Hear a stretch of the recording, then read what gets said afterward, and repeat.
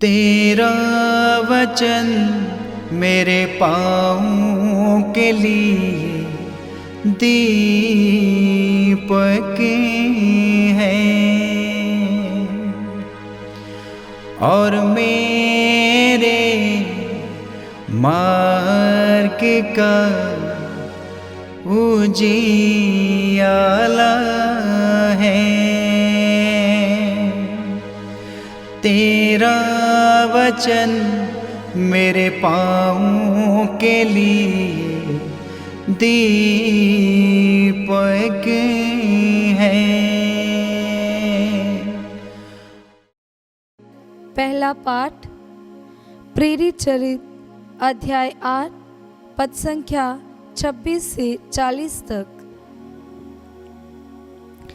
ईश्वर के दूत ने फिलिप से कहा, उठिए, यरूशलेम से गाजा जाने वाले मार्ग पर दक्षिण की ओर जाइए। ये मार्ग निर्जन है। वह उठकर चल पड़ा। उसी समय एक इथोपियाई खोजा यरूशलेम की तीर्थ यात्रा से लौट रहा था। वह इथोपिया की महारानी कंदका का उच्च अधिकारी तथा प्रधान कोषाध्यक्ष था।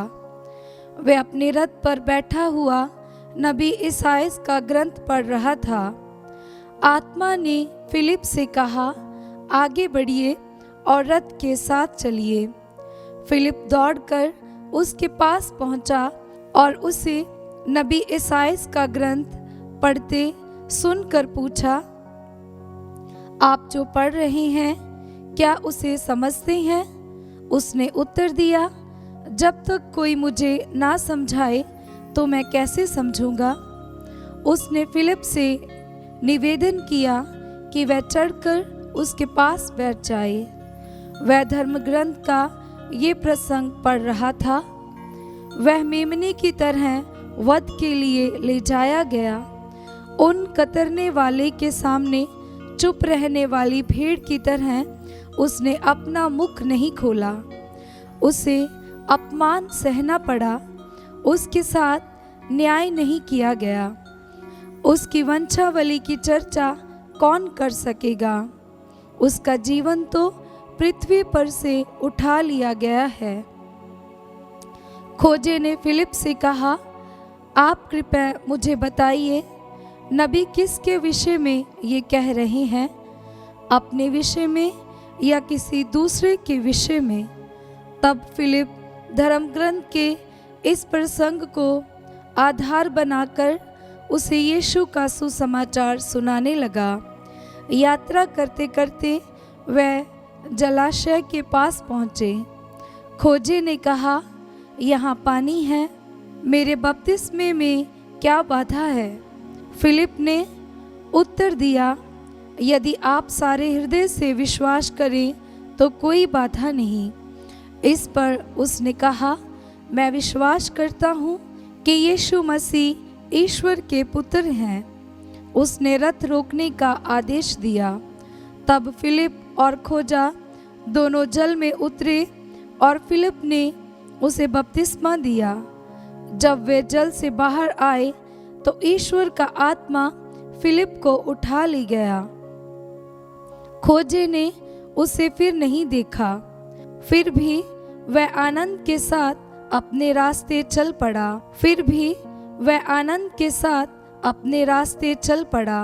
फिलिप ने अपने को आजोतस में पाया और वह कैसरिया पहुंचने तक सब नगरों में सुसमाचार का प्रचार करता रहा। ये प्रभु की वाणी है। ईश्वर को धन्यवाद। भजन अनुवाक्य। समस्त पृथ्वी ईश्वर को धन्य कहे, समस्त पृथ्वी ईश्वर को धन्य कहे। हे राष्ट्रों, हमारे ईश्वर को धन्य कहो और उसकी प्रशंसा में गीत सुनाओ। वही हमें जीवन प्रदान करता और विचलित हो जाने से बचाता है। अनुवाक्य। समस्त पृथ्वी ईश्वर को धन्य कहे। हे प्रभु भक्तों, आओ और सुनो। मैं तुम्हें बताऊंगा कि उसने मेरे लिए क्या क्या किया है। मैंने उसे ऊंचे स्वर से पुकारा और उसकी प्रशंसा में गीत सुनाया। अनुवाक्य। समस्त पृथ्वी ईश्वर को धन्य कहे। धन्य है ईश्वर, उसने मेरी प्रार्थना नहीं ठुकराई और मुझे अपने प्रेम से वंचित नहीं किया। अनुवाक्य। समस्त पृथ्वी ईश्वर को धन्य कहे। जय घोष। हालेलुया। अनुवाक्य। हालेलुया। प्रभु कहते हैं, स्वर्ग से उतरी हुई वह जीवंत रोटी मैं हूँ। यदि कोई वह रोटी खाएगा तो वह सदा जीवित रहेगा। अनुवाक्य। हालेलुया। संत यूहन्ना के अनुसार पवित्र सुसमाचार अध्याय 6 पद संख्या 44 से 51।